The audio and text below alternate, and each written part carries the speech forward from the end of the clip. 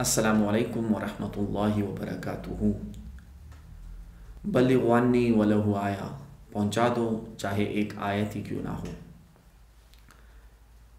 नबी करीम सल्लल्लाहु अलैहि वसल्लम ने हज़रत आयशा रज़ियल्लाहु अन्हा से फ़रमाया, ए आयशा नरमी करो, क्योंकि अल्लाह ताला जिस घर वालों के लिए भलाई का इरादा करता है उनकी रहनुमाई नरमी के दरवाज़े की तरफ करता है।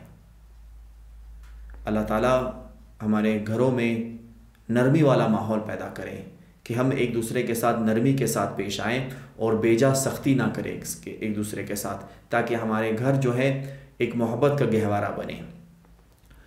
दूसरी हदीस में नबी करीम सल्लल्लाहु अलैहि वसल्लम ने फरमाया कि लोग तब तक भलाई पे रहेंगे जब तक वो आपस में हसद नहीं करेंगे।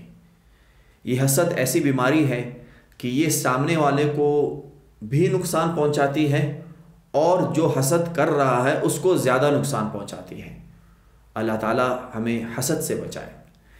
तीसरी रिवायत में नबी करीम सल्लल्लाहु अलैहि वसल्लम ने फरमाया कि किसी बंदे का ईमान दुरुस्त नहीं हो सकता जब तक कि उसका दिल दुरुस्त ना हो जाए, और उसका दिल दुरुस्त नहीं हो सकता तब तक जब तक उसकी ज़बान दुरुस्त ना हो जाए। और फिर नबी करीम सल्लल्लाहु अलैहि वसल्लम ने फरमाया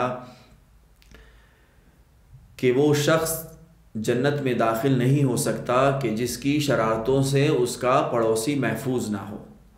अल्लाह ताला हमें नबी करीम सल्लल्लाहु अलैहि वसल्लम की इन अहादीस पे अमल करने की तौफीक अता फरमाए और हमें नरमी करने वाला बनाए, हमें हसद से बचाए और हमारे दिलों को साफ़ करे, हमारी ज़बानों को दुरुस्त करे और हमें एक अच्छा हमसाया और एक अच्छा मुसलमान बनाए। अस्सलामु अलैकुम वरहमतुल्लाहि वबरकातुहू।